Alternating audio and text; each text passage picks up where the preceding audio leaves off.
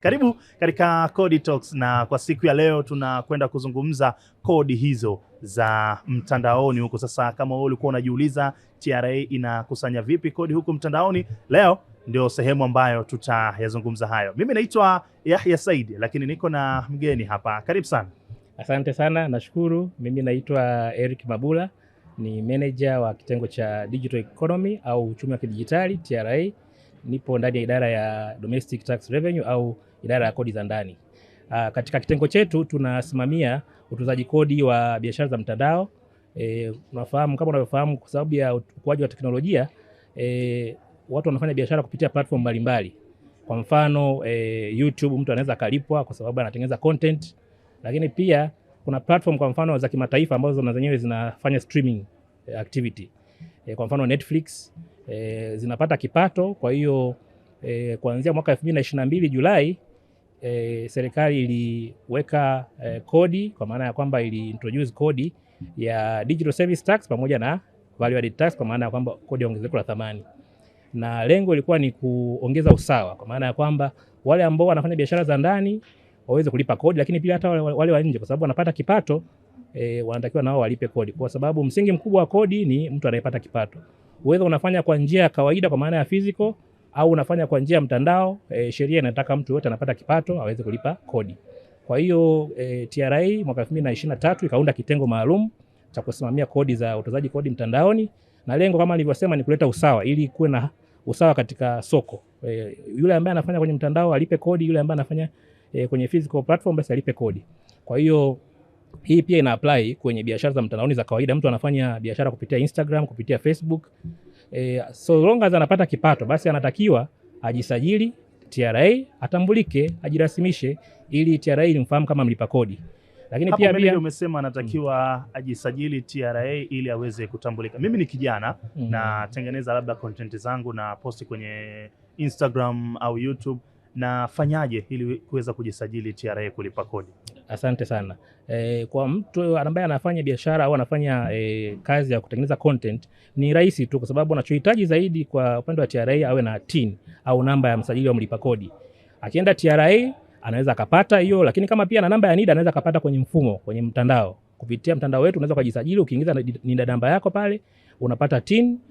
Kwa hiyo hauhitaji sana kufika ofisini. Kama una NIDA, maana yake ukifanya online unapata TIN, ile application yako ikiwa approved unapata TIN, na hiyo TIN sasa ndio itakuwa inatumika. Kwa mfano kama YouTube anakulipa kwa sababu umetengeneza content kila mwezi, atahitaji TIN yako ili kwa ajili ya kuweka record na kukata ile kodi ya 5% ya withholding tax. Kwa hiyo tunawa encourage watu wote wanaotengeneza content waje TRA, kwa sababu TIN kwanza ni bure.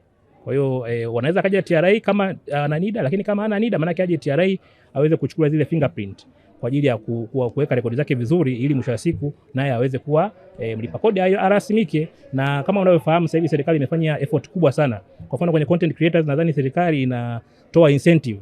Wametoa nadhani mwaka jana zaidi ya bilioni 2 kwa ajili ya kuwa promote hawa content creators. Lakini pia TRA na yenyewe inafanya kazi kubwa, kwa sababu na yenyewe tumeunda kitengo cha trade facilitation.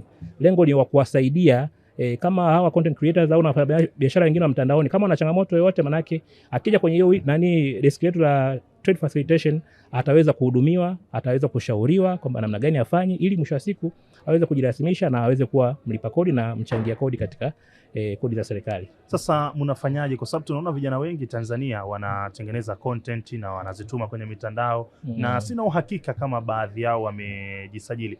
Mnafanyaje ili kuwafikishia hii elimu ili waweze kuingia katika mfumo rasmi huu wa ulipaji kodi? Nashukuru.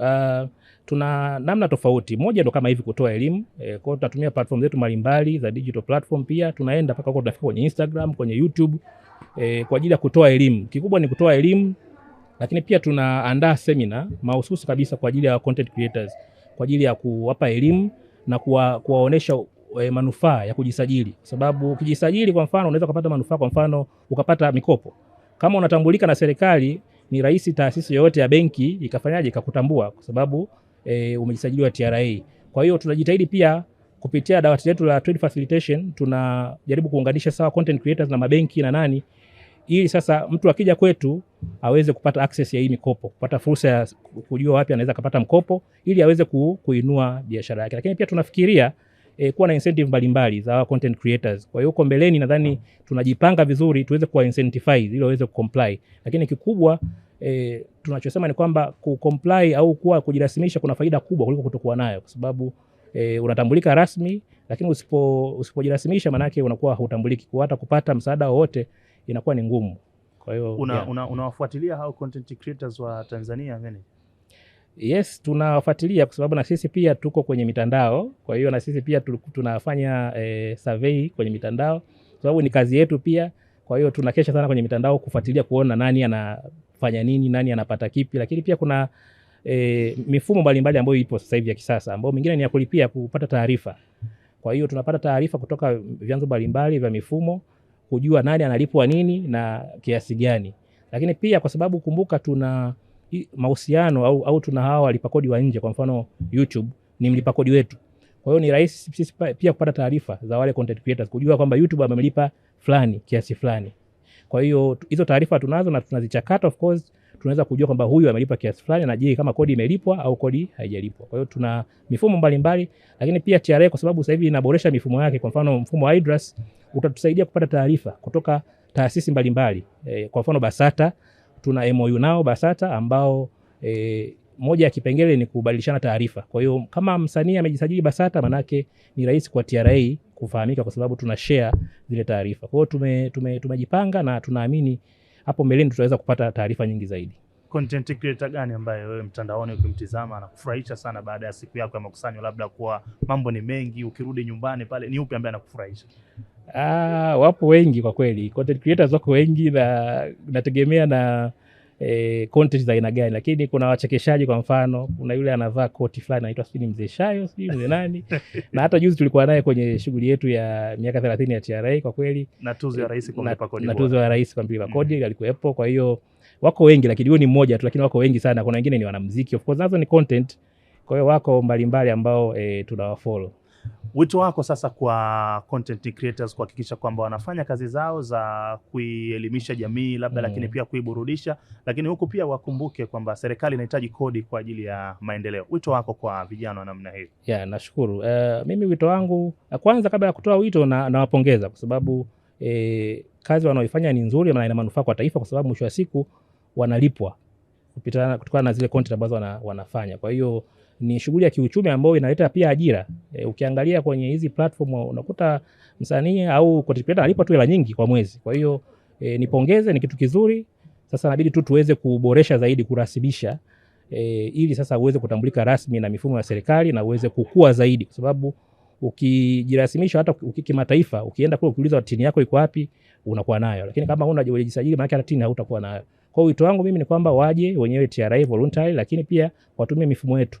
Na mfumo wa sasa hivi wa IDRAS umerahisisha sana taratibu za usajili. Kwa hiyo tutumie vizuri mifumo yetu, na mifumo yetu imerahisishwa. Mtu anaweza kufanya chochote kutokea popote, ukiwa nyumbani usiku ukafanya registration, ukafanya filing, lakini pia ukalipa kodi kupitia mtandao. Kwa hiyo wito ni kwamba wajisajili wao wenyewe voluntary, ili wasisubiri mpaka TRA tuanze kufanya enforcement.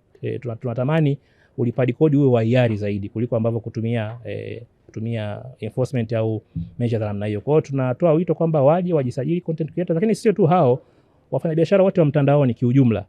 Kwa mfano kuna ambao wanafanya biashara ya Airbnb, nao pia ni kundi muhimu sana ambalo ni vizuri wakajirasimisha, kwa sababu watu wengi wanafanya biashara hii kupitia hizi platform lakini hawajajisajili kwenye kodi.